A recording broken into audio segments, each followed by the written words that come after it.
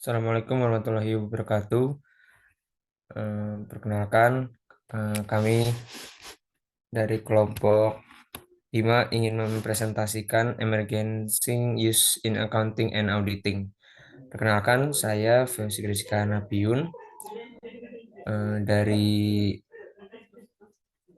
jurusan akuntansi 2021 dengan NIM 20211211111 serta rekan kelompok saya. Silakan. Rafito Rahmat dari jurusan akuntansi 2021 dengan NIM 20211211119. Next, langsung saja kita ke slide yang pertama. Di sini ada XBRL. XBRL ini adalah bahasa pelaporan yang dapat diperluas. Kepanjangan dari XBRL itu sendiri adalah Extensible Business Reporting and Language.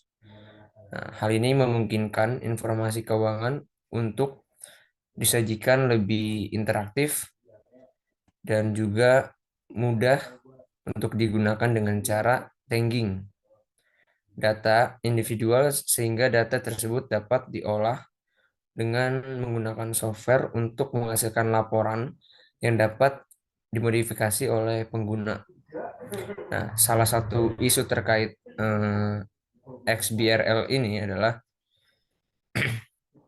pendekatan audit sekarang atas rekonsiliasi versi cetak dari dokumen terkait XBRL dengan informasi yang berada di SEC menandai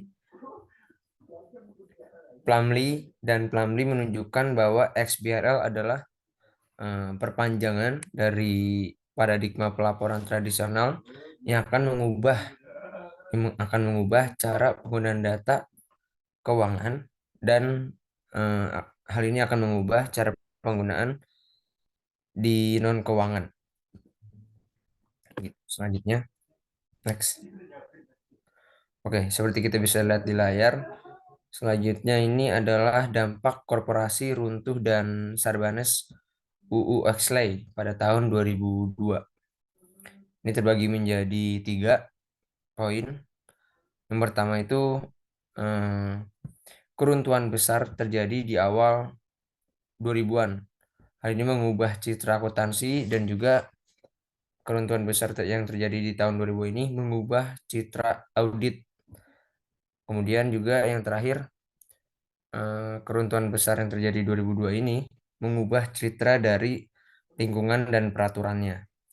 Kemudian kriteria terhadap independensi auditor dan tata kelola perusahaan adalah XOX. Nah, tinjauan sejawat digantikan oleh inspeksi atau PCAOB. Selanjutnya, pembatasan penyediaan non-audit layanan oleh perusahaan audit untuk audit klien mereka, untuk audit klien mereka. Next. Nah, selanjutnya seperti yang saya lihat di layar, ada isu seputar penerapan adil akuntansi nilai selama global krisis keuangan. Pada poin pertama, kita bisa lihat di layar, beberapa percaya bahwa praktik penilaian aset yang adil adalah faktor penyebabnya itu membutuhkan penurunan nilai beberapa aset ketika pasar sedang bergejolak. Yang menandai aset keuangan ke pasar yaitu adalah persilahan yang cukup besar tentang investigasi SEC pada tahun 2008. Kemudian perselisihan yang cukup besar juga adalah rekomendasi yang ditawarkan untuk meningkatkan akuntansi nilai wajar. Next.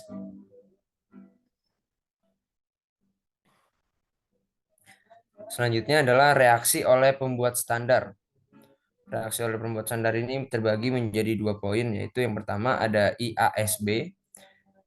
yang dibentuk pada Oktober 2008 yang mengubah aturan sehingga kerugian dari perubahan nilai pasar aset keuangan dapat direklasifikasi dalam keadaan tertentu untuk direklasikan ini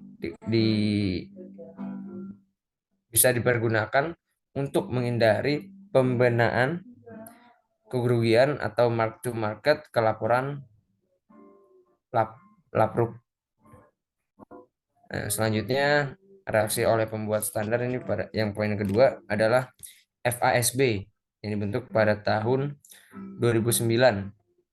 Nah, FASB yang dibentuk pada tahun 2009 ini memperkenalkan keputusan untuk mengizinkan bank menggunakan nilai mereka sendiri dalam menentukan nilai wajar aset daripada menggunakan pasar. Next. Selanjutnya adalah auditor dan keuangan global krisis. GFC dapat mengarah pada peraturan tindakan yang mempengaruhi auditor. Nah, hal ini terbagi menjadi 3 poin. Poin pertama adalah relatif sedikit perhatian yang diberikan peran auditor dalam krisis. Kemudian poin yang kedua, profesi akuntansi dan regulator telah secara proaktif mengeluarkannya panduan. Kemudian poin yang ketiga, auditor bank kemudian menderita kesulitan keuangan dapat terjadi berada di bawah pengawasan. Selanjutnya ada IASB dan juga FASB proyek konvergensi. Seperti yang sudah dijelaskan tadi, IASB itu apa, FASB itu apa yang sudah dijelaskan juga kapan tahun pembentukannya. Ini selanjutnya lebih spesifik dari IASB dan FASB proyek konvergensi. Yang pertama, perjanjian konvergensi itu pada tahun 2002 dan juga di tahun 2006. Kemudian SEC mengeluarkan pada tahun 2008 peta jalan untuk menggunakan IFRS oleh perusahaan-perusahaan Amerika Serikat pada tahun 2014. Nah, hal ini terbagi menjadi 3 poin. Untuk poin yang pertama adalah pasar kini menjadi semakin luas atau pasarnya semakin global. Yang kedua, peluang investasi baru yang investornya dari Amerika Serikat gitu, peluang investasi baru ke Amerika Serikat investor. Kemudian yang selanjutnya, hal ini akan membuat perusahaan dari berbagai negara atau dari berbeda negara lebih mudah untuk dibandingkan. Yang keempat atau yang terakhir, kemajuan menuju 7 pencapaian yang akan dicapai dinilai pada tahun 2011. Next.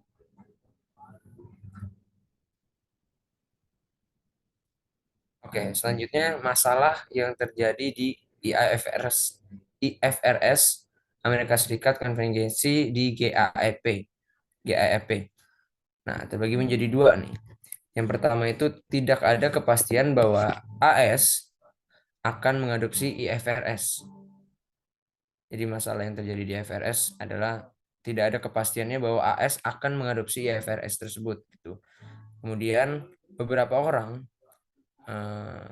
memiliki pendapat atau berpendapat bahwa persaingan antara pembuat standar adalah diinginkan. Seperti itu. Next. Selanjutnya ada International Standard Audit.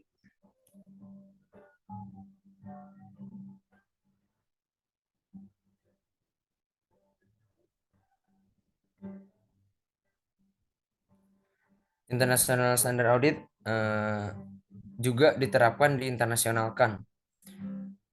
Kemudian hal ini terbagi menjadi 2, yaitu standar audit yang sudah diterapkan di internasional yang telah dirancang ulang, dan standar audit juga diterapkan di internasional, meningkatkannya penerimaan internasional.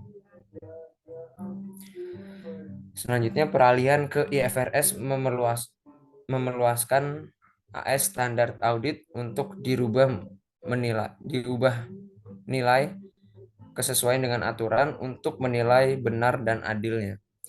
Yang selanjutnya, baik audit dan Dewan Standar Akuntansi harus berurusan dengan masalah yang berkaitan untuk kemerdekaan mereka dan pemerintahan sebelum kedua set standarnya benar-benar mendunia, atau sebelum kedua setnya ini benar-benar eh, global. Selanjutnya,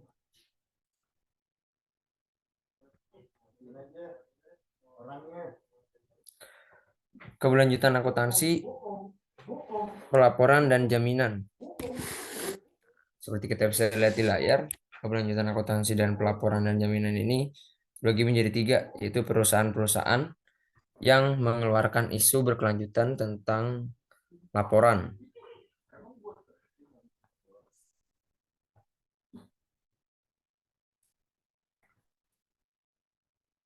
Yang kedua, akuntansi berkelanjutan adalah bagian dari akuntansi sosial. Yang ketiga, keberlanjutan dapat dianggap sebagai memenuhi kebutuhan saat ini tanpa mengorbankan kemampuan masa depan generasi untuk memenuhi kebutuhan mereka sendiri. Nah, hal ini terbagi lagi atau tergolongkan lagi menjadi dua poin. Yang pertama itu adalah pelindungan lingkungan. Kemudian yang kedua adalah keadilan antara masyarakat dan generasi itu sendiri. Next.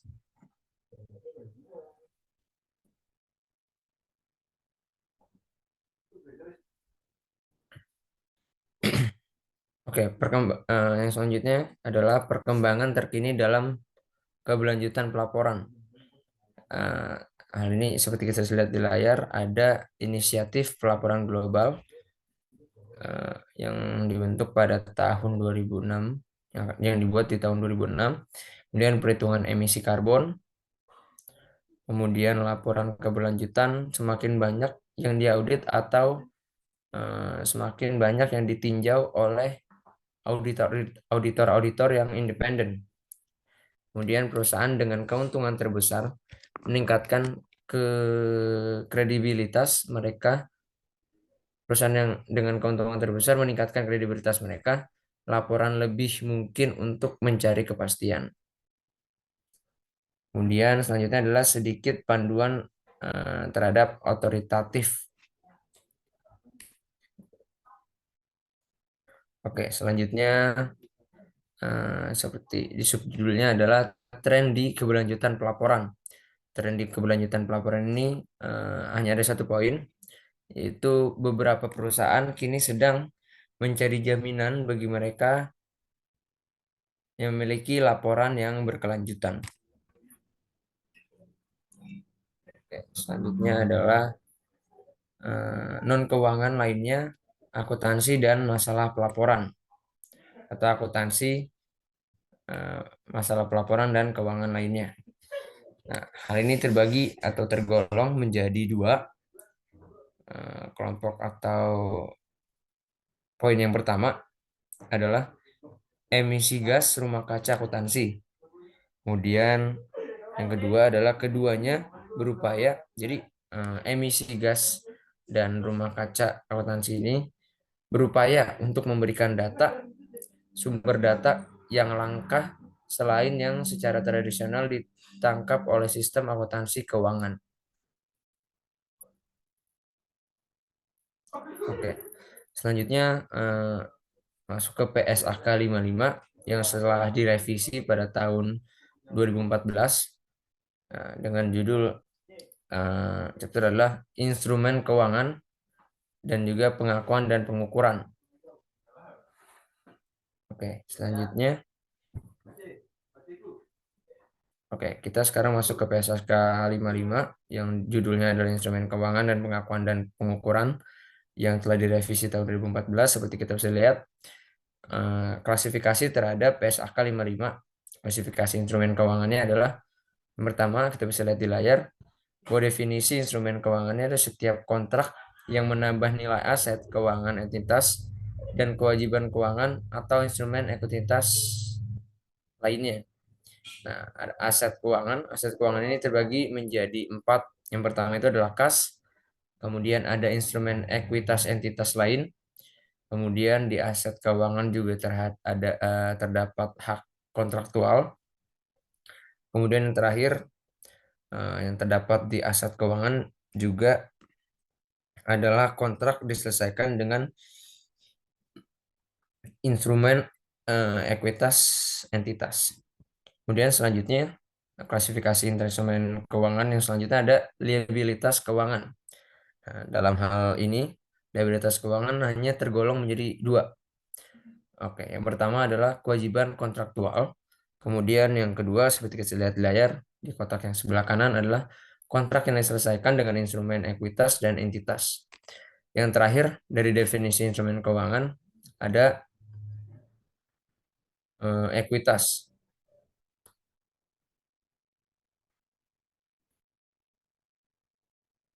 Ekuitas, oke. Ekuitas ini sendiri adalah kontrak yang eh, memberikan hak hak redual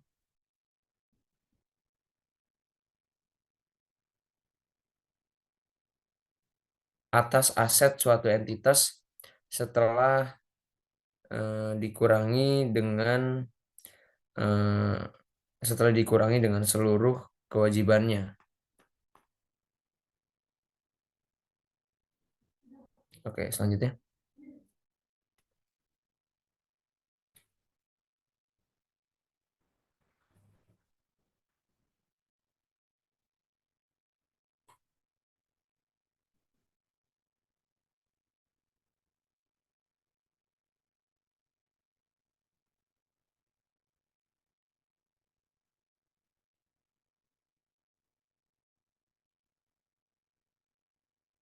Oke, di jenis instrumen keuangan ini akan dijelaskan oleh rekan saya, Rafito Rahmat.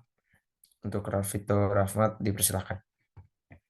Eh, oke, jadi di sini saya akan menjelaskan jenis instrumen keuangan. Di sini ada 5 instrumen keuangan. Yang pertama itu ada aset keuangan, yaitu terdapat menjadi 4. Yang pertama itu aset keuangan yang diukur pada nilai wajar melalui laporan laba. Lalu ada investasi dimiliki hingga jatuh tempo. Yang ketiga ada pinjaman diberikan dan piutang. Yang terakhir itu ada aset keuangan tersedia untuk dijual. Lalu untuk liabilitas keuangan itu liabilitas ada 2, liabilitas keuangan yang diukur pada nilai wajar melalui laporan laba rugi dan kewajiban lainnya. Lalu selanjutnya sini ada instrumen ekuitas terdapat 3, yaitu ada instrumen ekuitas biasa, majemuk, dan sintesis. Lalu yang keempat, instrumen derivatif, yaitu ada 2. Yang pertama itu derivatif biasa, dan yang kedua itu derivatif melekat. Lalu yang terakhir itu instrumen lindung nilai terbagi menjadi 3, yaitu yang pertama itu atas nilai wajar, yang kedua atas arus kas, dan yang terakhir itu atas investasi neto pada operasi luar negeri. Lalu selanjutnya di sini ada PSAK 55, yaitu instrumen keuangan pengakuan dan pengukuran. Jadi di sini ada terdapat 4 poin. Yang pertama itu instrumen keuangan diukur pada pengakuan awal sebesar nilai wajar ditambah dengan biaya transaksi, kecuali untuk instrumen yang diukur dengan menggunakan nilai wajar. Yang kedua itu ada penghapusan atau de-recognition, yaitu aset keuangan didasarkan atas kombinasi atau yang bisa disebut dengan risk and reward dan pendekatan pengendalian. Evaluasi atas risk and reward dilakukan sebelum evaluasi atas transfer pengendalian. Lalu poin ketiga yaitu pengakuan gain or loss atas penghapusan atau extinguishment. Liabilitas keuangan ketika utang baru diterbitkan memiliki persyaratan atau yang bisa disebut dengan term yang berbeda dengan utang lama. Lalu poin terakhir itu ada restrukturasi utang yang menyebabkan modifikasi substansial term dapat menghasilkan gain or loss pada saat penerbitan liabilitas baru.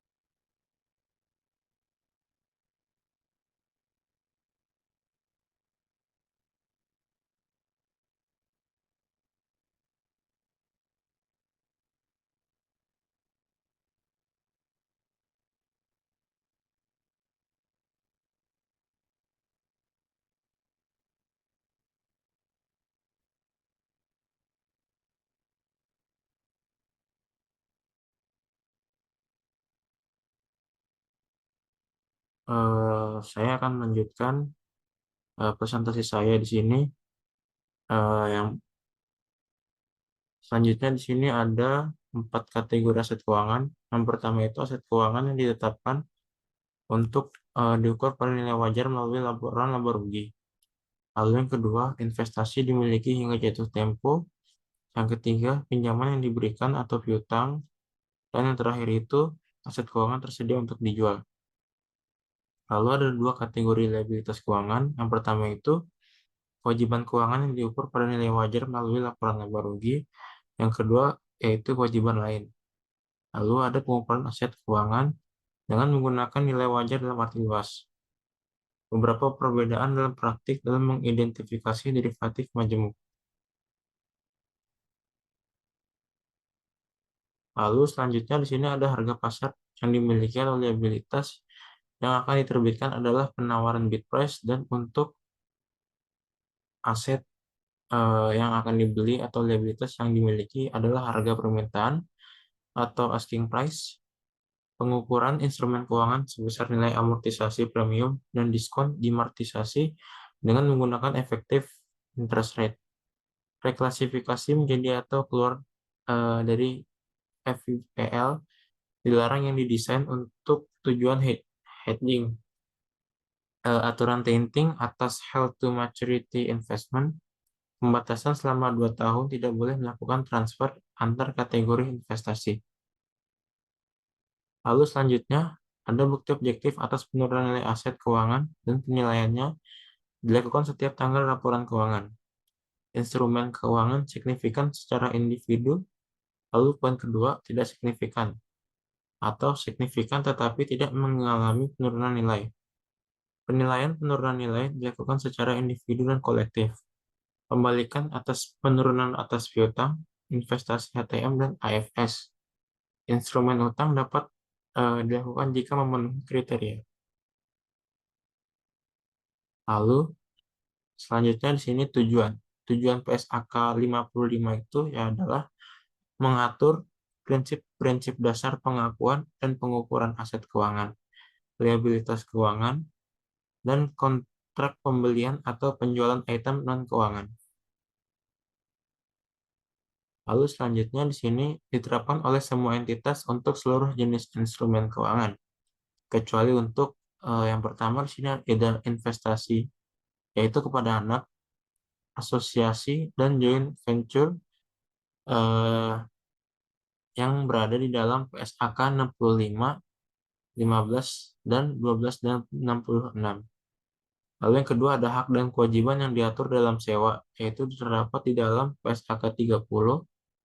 Lalu poin ketiga hak dan kewajiban pemberi kerja, yaitu terdapat pada PSAK 24. Lalu selanjutnya di sini ada instrumen keuangan terbitan entitas yang memenuhi definisi instrumen ekuitas. Lalu ada hak dan kewajiban dalam kontrak asuransi terdapat di dalam PSAK 62. Kontrak dalam rangka kombinasi bisnis terdapat di dalam PSAK 22. Lalu ada komitmen pinjaman dan provisi terdapat di dalam PSAK 57. Lalu yang terakhir, transaksi kompensasi berbasis saham yaitu terdapat di dalam PSAK 52. Lalu selanjutnya, komitmen pinjaman berikut termasuk dalam ruang lingkup. Yang pertama ada komitmen pinjaman yang diberikan yang ditetapkan entitas sebagai liabilitas keuangan yang diukur pada nilai wajar laporan laba rugi. Lalu komitmen pinjaman atas diberikan komitmen pinjaman yang diberikan yang dapat diselesaikan secara neto dengan kas atau dengan penyerahan atau penerbitan instrumen keuangan lainnya. Lalu ada komitmen untuk menyediakan pinjaman yang diberikan pada tingkat suku bunga di bawah suku bunga pasar. Diterapkan pada kontrak pembelian atau penjualan item non-keuangan yang dapat diselesaikan secara neto dengan kas atau instrumen keuangan lainnya, atau dengan mempertukarkan instrumen keuangan. Lalu selanjutnya di sini ada definisi derivatif. Derivatif sendiri adalah suatu instrumen keuangan atau kontrak lain dengan karakteristik yang pertama, nilainya berubah sebagai akibat dari perubahan variabel yang telah ditentukan.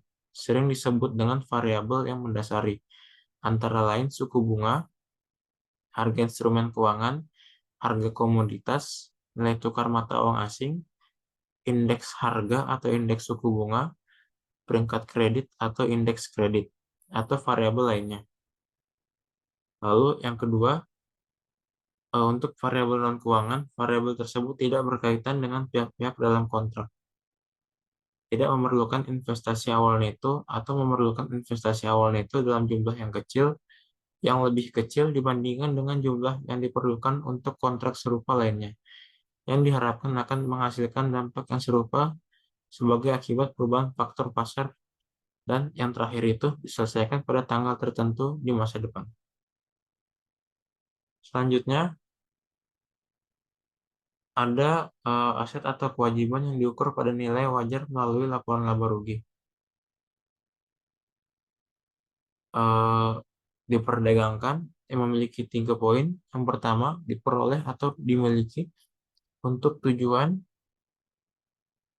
dijual atau dibeli kembali dalam waktu dekat, yaitu berupa trading. Yang kedua, bagian dari portofolio instrumen keuangan tertentu yang memiliki pola ambil untung dalam jangka pendek atau merupakan derivatif. Dalam artian, kecuali derivatif yang ditetapkan sebagai instrumen lindung nilai dan efektif. Lalu ditetapkan untuk dinilai pada nilai wajar melalui laporan laba rugi. Investasi dimiliki hingga jatuh tempo. Itu kriterianya aset keuangan non-derivatif, pembayaran tetap atau telah ditentukan, lalu jatuh tempo telah ditetapkan, lalu yang terakhir itu entitas memiliki maksud dan kemampuan untuk memiliki hingga jatuh tempo. Kepada kecuali ada 3 poin. Yang pertama ditetapkan sebagai aset keuangan bernilai wajar melalui laporan laba atau rugi, lalu ditetapkan sebagai AFS. Yang terakhir adalah memenuhi definisi pinjaman yang diberikan dan piutang. Selanjutnya, pinjaman diberikan dan piutang kriterianya itu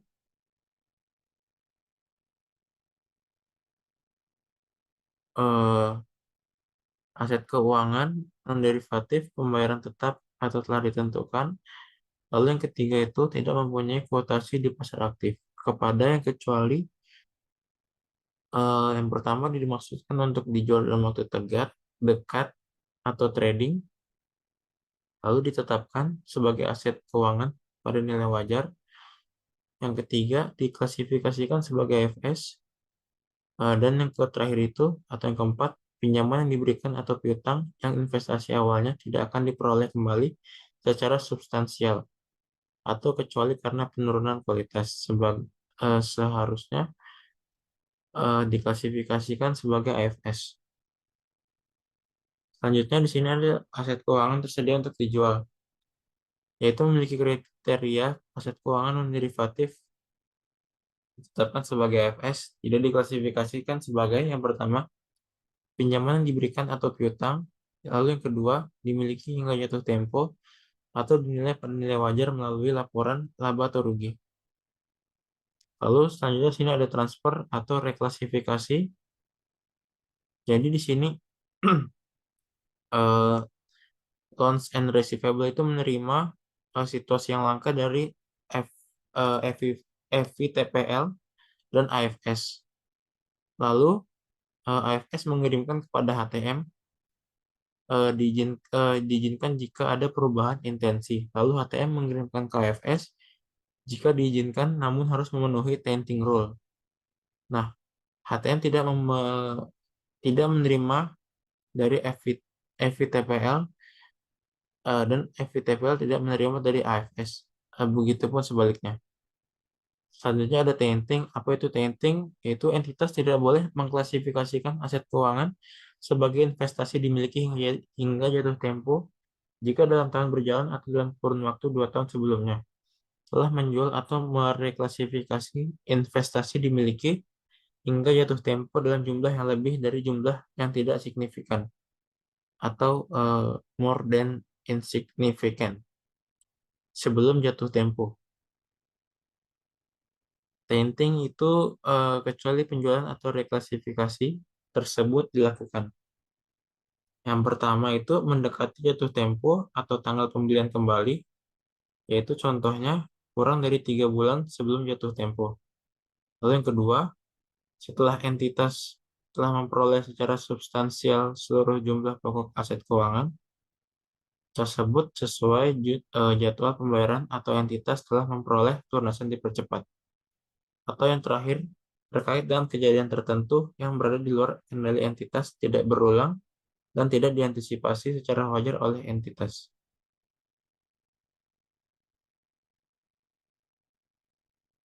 Selanjutnya ada pengukuran awal aset dan kewajiban keuangan. Terdapat menjadi dua. Yang pertama itu diukur pada nilai wajar melalui laba rugi dan tidak diukur pada nilai wajar melalui laba rugi. Kalau diukur pada nilai wajar melalui laba rugi itu eh, menentukan nilai wajar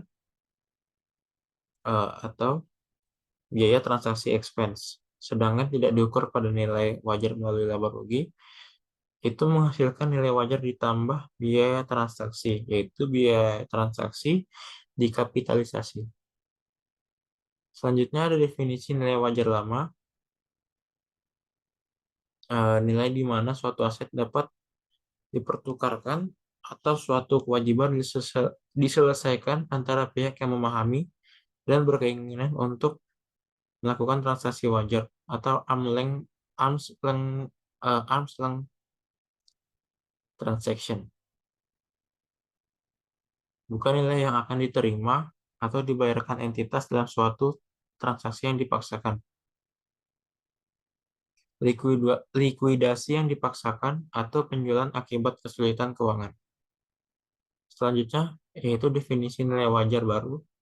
Nilai wajar sebagai harga yang akan diterima untuk menjual suatu aset atau harga yang akan dibayar untuk mengalihkan suatu liabilitas dalam transaksi teratur antara pelaku pasar pada tanggal pengukuran.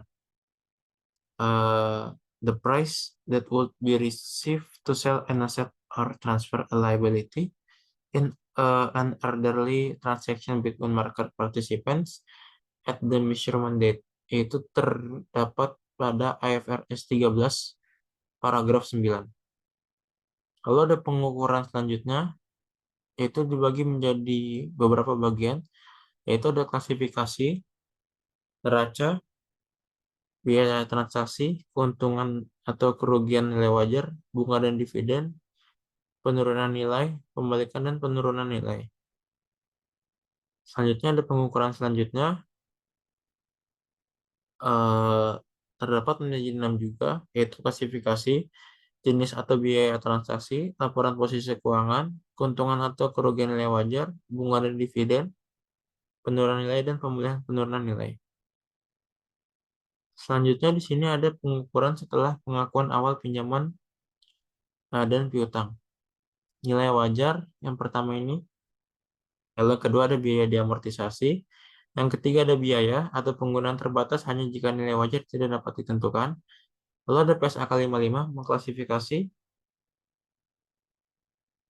mengklasifikasikan.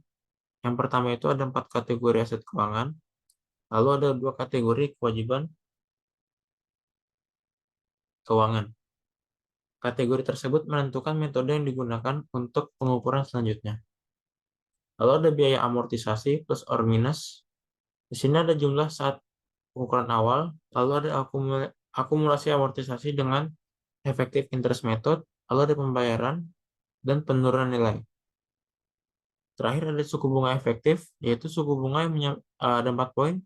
Yang pertama ada suku bunga yang menyamakan antara nilai awal aset dengan nilai kini dari pembayaran yang diterima di masa mendatang. Yang kedua, nilai awal aset keuangan termasuk biaya transaksi dan biaya lain terkait dengan perolehan atau penerbitan aset atau liabilitas keuangan. Yang ketiga, ada suku bunga efektif tidak selalu sama dengan suku bunga yang ditetapkan. Yang keempat, ada suku bunga efektif digunakan untuk menghitung amortisasi premium atau diskon. Lalu ada biaya transaksi dan provisi. Ada 2 poin, yaitu biaya transaksi atau provisi merupakan biaya yang dikeluarkan terkait dengan suatu kredit yang diberikan. Lalu yang kedua, pinjaman yang diberikan kepada peminjam sebesar nilai nominal pinjaman. Namun, yang dicatat oleh pemberi pinjaman adalah yang pertama itu ada pinjaman, yang kedua ditambah biaya yang secara langsung dikeluarkan peminjam, dan yang terakhir itu dikurangi dengan provisi atau biaya yang ditanggung oleh penerima kredit. Lalu ada ilustrasi provisi. Di sini entitas A memberikan pinjaman 600.000 sebesar 600.000 dan bunga 8% tahunan. Bunga sebesar 8% kali total pinjaman dibiarkan setiap akhir tahun dan pokok dilunasi pada akhir tahun ketiga. Entitas A membebankan provisi 4% yang dipotong dari pinjaman yang diberikan. Jumlah yang diberikan atau diterima sebesar 16.000 dikurangi 4%, yaitu sebesar 576.000. Dihitung ulang bunga efektif, tingkat bunga yang menyamakan nilai, kini kas yang akan diterima dengan nilai pinjaman sebesar 576.000. Lalu ada ilustrasi provisi 1. Di sini ada pembayaran 8%. Yang pertama itu 48.000. PV-nya itu 44.444. Lalu ada pembayaran 1 sampai 3 itu sama, yaitu 48.000. Ini tidak ada provisi. Sedangkan yang kedua itu PV-nya itu 41.152.000. Yang ketiga itu sebesar 38.104. Dan yang terakhir ketiga itu 476.299. Sedangkan dengan provisi 4%, yang PV yang pertama itu 43.767, lalu yang kedua itu 39.962, dan yang ketiga itu 36.462. Lalu terakhir itu 455.779.000. Di sini tingkat suku bunga efektif lebih besar karena nilai uang yang diberikan lebih kecil. Perusahaan tetap akan memperoleh pembayaran bunga 8% dari pokok, dan yang terakhir itu tingkat suku bunga efektif dihitung sebesar 9,59708%.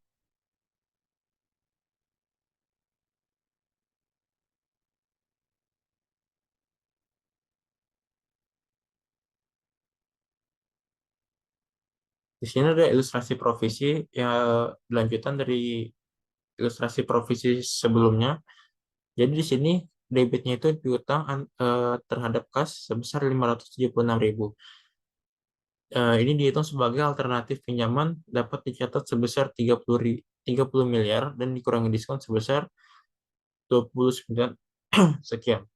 Jurnal pembayaran bunga akhir tahun pertama dan amortisasi biaya transaksi yaitu kas sebesar 48.000,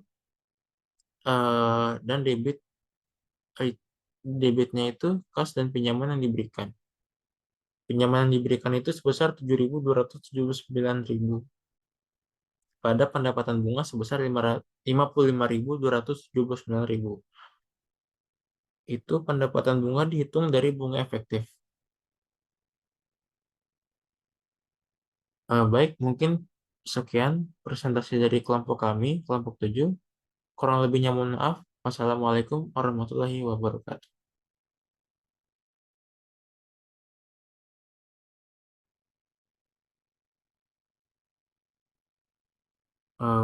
Saya akan melanjutkan presentasi saya di sini. Yang selanjutnya di sini ada 4 kategori aset keuangan. Yang pertama itu aset keuangan yang ditetapkan untuk diukur pada nilai wajar melalui laporan laba rugi. Lalu yang kedua, investasi dimiliki hingga jatuh tempo. Yang ketiga, pinjaman yang diberikan atau piutang. Dan yang terakhir itu, aset keuangan tersedia untuk dijual. Lalu ada 2 kategori liabilitas keuangan. Yang pertama itu, kewajiban keuangan yang diukur pada nilai wajar melalui laporan laba rugi. Yang kedua, yaitu kewajiban lain. Lalu ada pengukuran aset keuangan dengan menggunakan nilai wajar dalam arti luas. Beberapa perbedaan dalam praktik dalam mengidentifikasi derivatif majemuk. Lalu selanjutnya di sini ada harga pasar yang dimiliki oleh liabilitas yang akan diterbitkan adalah penawaran bid price, dan untuk aset yang akan dibeli atau liabilitas yang dimiliki adalah harga permintaan atau asking price. Pengukuran instrumen keuangan sebesar nilai amortisasi premium dan diskon diamortisasi dengan menggunakan efektif interest rate. Reklasifikasi menjadi atau keluar dari FVPL dilarang yang didesain untuk tujuan hedging. Aturan tinting atas held to maturity investment, pembatasan selama 2 tahun tidak boleh melakukan transfer antar kategori investasi. Lalu selanjutnya, ada bukti objektif atas penurunan nilai aset keuangan dan penilaiannya dilakukan setiap tanggal laporan keuangan. Instrumen keuangan signifikan secara individu, lalu poin kedua tidak signifikan, atau signifikan tetapi tidak mengalami penurunan nilai. Penilaian penurunan nilai dilakukan secara individu dan kolektif. Pembalikan atas penurunan atas piutang, investasi HTM, dan AFS. Instrumen utang dapat dilakukan jika memenuhi kriteria. Lalu selanjutnya di sini tujuan. Tujuan PSAK 55 itu ya adalah mengatur prinsip-prinsip dasar pengakuan dan pengukuran aset keuangan, liabilitas keuangan, dan kontrak pembelian atau penjualan item non-keuangan. Lalu selanjutnya di sini diterapkan oleh semua entitas untuk seluruh jenis instrumen keuangan, kecuali untuk yang pertama di sini ada investasi, yaitu kepada anak, asosiasi, dan joint venture eh, yang berada di dalam PSAK 65, 15, dan 12 dan 66. Lalu yang kedua ada hak dan kewajiban yang diatur dalam sewa, yaitu terdapat di dalam PSAK 30. Lalu poin ketiga hak dan kewajiban pemberi kerja, yaitu terdapat pada PSAK 24. Lalu selanjutnya di sini ada instrumen keuangan terbitan entitas yang memenuhi definisi instrumen ekuitas. Lalu ada hak dan kewajiban dalam kontrak asuransi terdapat di dalam PSAK 62. Kontrak dalam rangka kombinasi bisnis terdapat di dalam PSAK 22. Lalu ada komitmen pinjaman dan provisi terdapat di dalam PSAK 57. Lalu yang terakhir transaksi kompensasi berbasis saham, yaitu terdapat di dalam PSAK 52. Lalu selanjutnya, komitmen pinjaman berikut termasuk dalam ruang lingkup. Yang pertama ada komitmen pinjaman yang ditetapkan entitas sebagai liabilitas keuangan yang diukur pada nilai wajar laporan laba rugi. Lalu komitmen pinjaman atas diberikan komitmen pinjaman yang dapat diselesaikan secara neto dengan kas atau dengan penyerahan atau penerbitan instrumen keuangan lainnya. Lalu ada komitmen untuk menyediakan pinjaman yang diberikan pada tingkat suku bunga di bawah suku bunga pasar. Diterapkan pada kontrak pembelian atau penjualan item non-keuangan yang dapat diselesaikan secara neto dengan kas atau instrumen keuangan lainnya, atau dengan mempertukarkan instrumen keuangan. Lalu selanjutnya di sini ada definisi derivatif. Derivatif sendiri adalah suatu instrumen keuangan atau kontrak lain dengan karakteristik yang pertama, nilainya berubah sebagai akibat dari perubahan variabel yang telah ditentukan. Sering disebut dengan variabel yang mendasari, antara lain suku bunga, harga instrumen keuangan, harga komoditas, nilai tukar mata uang asing, indeks harga atau indeks suku bunga, peringkat kredit atau indeks kredit, atau variabel lainnya. Lalu yang kedua, untuk variabel non-keuangan, variabel tersebut tidak berkaitan dengan pihak-pihak dalam kontrak. Tidak memerlukan investasi awal neto atau memerlukan investasi awal neto dalam jumlah yang lebih kecil dibandingkan dengan jumlah yang diperlukan untuk kontrak serupa lainnya, yang diharapkan akan menghasilkan dampak yang serupa sebagai akibat perubahan faktor pasar, dan yang terakhir itu diselesaikan pada tanggal tertentu di masa depan. Selanjutnya, ada aset atau kewajiban yang diukur pada nilai wajar melalui laporan laba rugi. Eh, diperdagangkan yang memiliki 3 poin. Yang pertama, diperoleh atau dimiliki untuk tujuan dijual atau dibeli kembali dalam waktu dekat, yaitu berupa trading.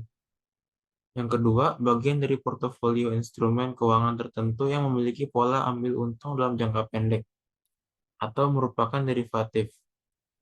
Dalam artian, kecuali derivatif yang ditetapkan sebagai instrumen lindung nilai dan efektif, lalu ditetapkan untuk dinilai pada nilai wajar melalui laporan laba rugi. Investasi dimiliki hingga jatuh tempo. Itu kriterianya aset keuangan non-derivatif, pembayaran tetap atau telah ditentukan, lalu jatuh tempo telah ditetapkan, lalu yang terakhir itu entitas memiliki maksud dan kemampuan untuk memiliki hingga jatuh tempo. Kepada kecuali ada 3 poin. Yang pertama ditetapkan sebagai aset keuangan bernilai wajar melalui laporan laba atau rugi, lalu ditetapkan sebagai AFS. Yang terakhir adalah memenuhi definisi pinjaman yang diberikan dan piutang. Selanjutnya, pinjaman diberikan dan piutang, kriterianya itu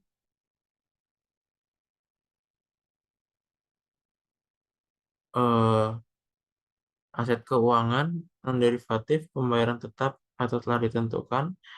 Lalu yang ketiga itu tidak mempunyai kuotasi di pasar aktif. Kepada yang kecuali yang pertama dimaksudkan untuk dijual dalam waktu dekat atau trading, lalu ditetapkan sebagai aset keuangan pada nilai wajar. Yang ketiga diklasifikasikan sebagai FS, dan yang terakhir itu atau yang keempat, pinjaman yang diberikan atau piutang yang investasi awalnya tidak akan diperoleh kembali secara substansial atau kecuali karena penurunan kualitas seharusnya diklasifikasikan sebagai AFS. Selanjutnya di sini ada aset keuangan tersedia untuk dijual, yaitu memiliki kriteria aset keuangan non-derivatif ditetapkan sebagai AFS, tidak diklasifikasikan sebagai yang pertama pinjaman yang diberikan atau piutang, lalu yang kedua dimiliki hingga jatuh tempo, atau dinilai pada nilai wajar melalui laporan laba atau rugi. Lalu selanjutnya sini ada transfer atau reklasifikasi.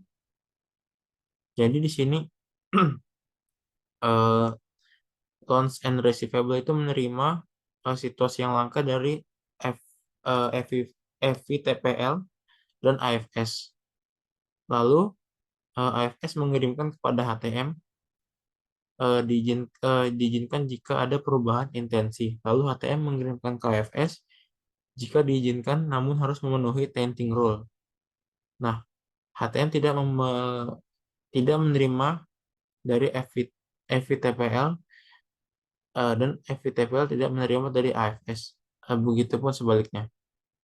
Selanjutnya ada tainting. Apa itu tainting? Yaitu entitas tidak boleh mengklasifikasikan aset keuangan sebagai investasi dimiliki hingga jatuh tempo jika dalam tahun berjalan atau dalam kurun waktu 2 tahun sebelumnya telah menjual atau mereklasifikasi investasi dimiliki hingga jatuh tempo dalam jumlah yang lebih dari jumlah yang tidak signifikan atau more than insignificant sebelum jatuh tempo.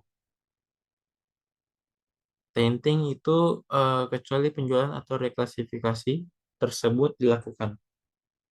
Yang pertama itu mendekati jatuh tempo atau tanggal pembelian kembali, yaitu contohnya kurang dari 3 bulan sebelum jatuh tempo. Lalu yang kedua, setelah entitas telah memperoleh secara substansial seluruh jumlah pokok aset keuangan tersebut sesuai jadwal pembayaran atau entitas telah memperoleh pelunasan dipercepat. Atau yang terakhir, terkait dengan kejadian tertentu yang berada di luar kendali entitas tidak berulang dan tidak diantisipasi secara wajar oleh entitas.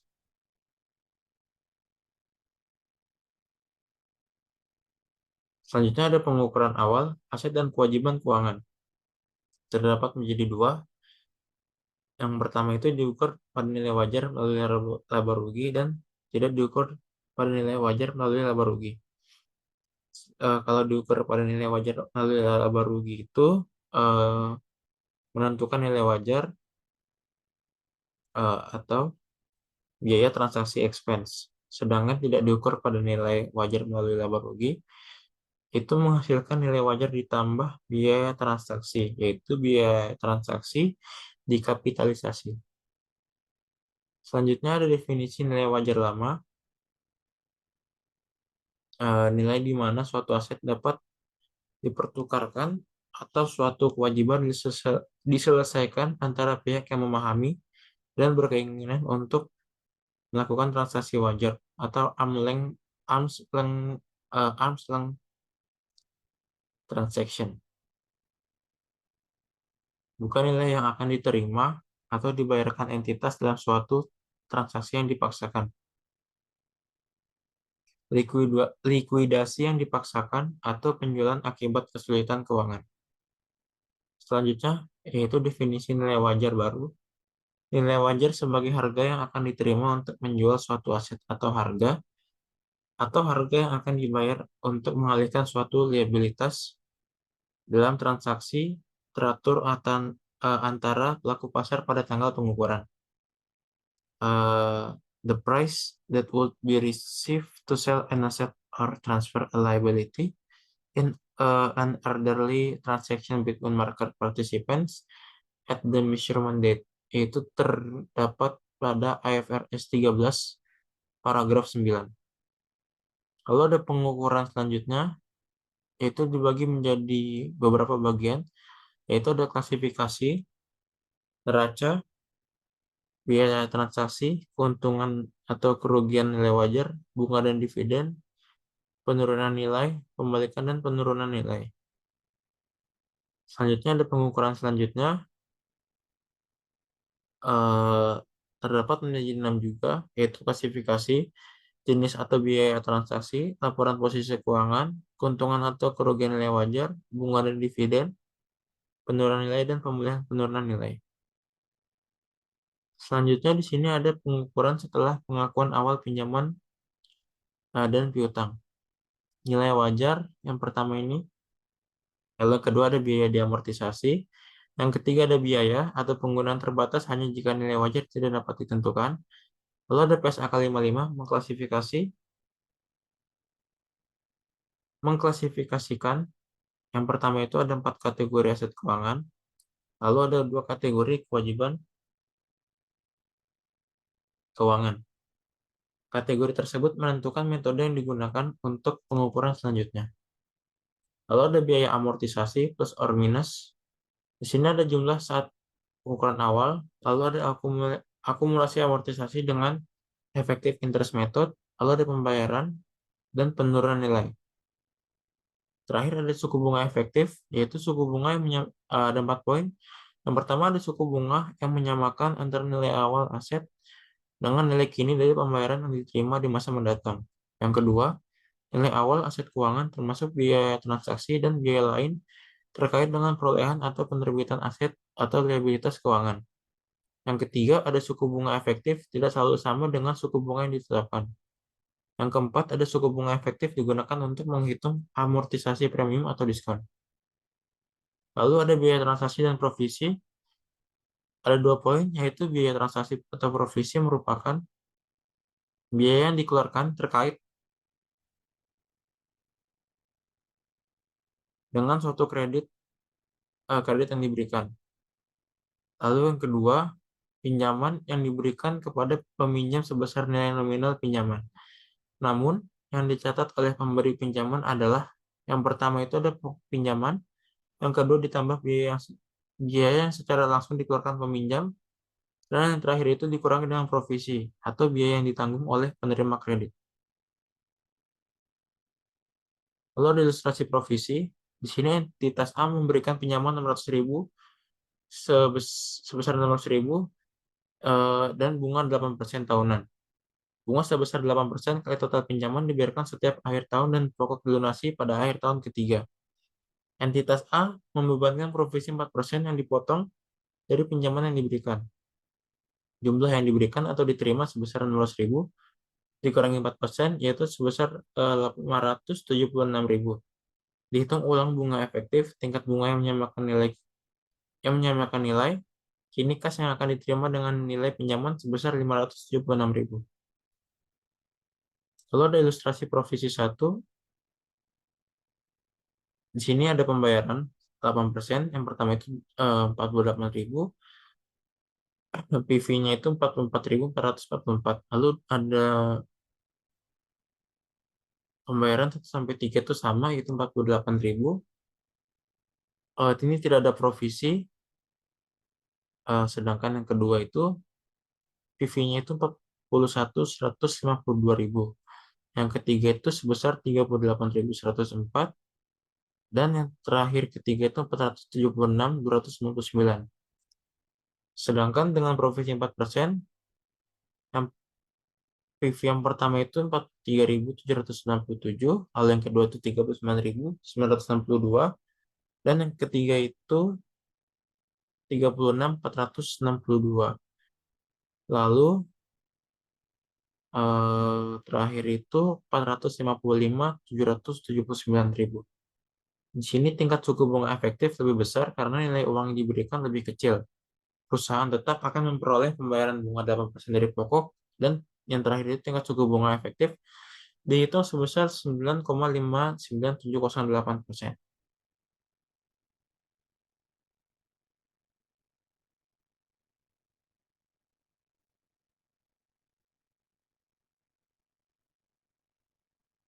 Di sini ada ilustrasi provisi yang lanjutan dari ilustrasi provisi sebelumnya. Jadi di sini debitnya itu piutang terhadap kas sebesar 576.000. Ini dihitung sebagai alternatif pinjaman dapat dicatat sebesar 30 miliar dan dikurangi diskon sebesar 29 sekian. Jurnal pembayaran bunga akhir tahun pertama dan amortisasi biaya transaksi, yaitu kas sebesar 48.000 dan debitnya itu kas dan pinjaman yang diberikan. Pinjaman yang diberikan itu sebesar 7.279.000 pada pendapatan bunga sebesar 55.279.000. Itu pendapatan bunga dihitung dari bunga efektif. Baik, mungkin sekian presentasi dari kelompok kami, kelompok 7. Kurang lebihnya mohon maaf. Wassalamualaikum warahmatullahi wabarakatuh.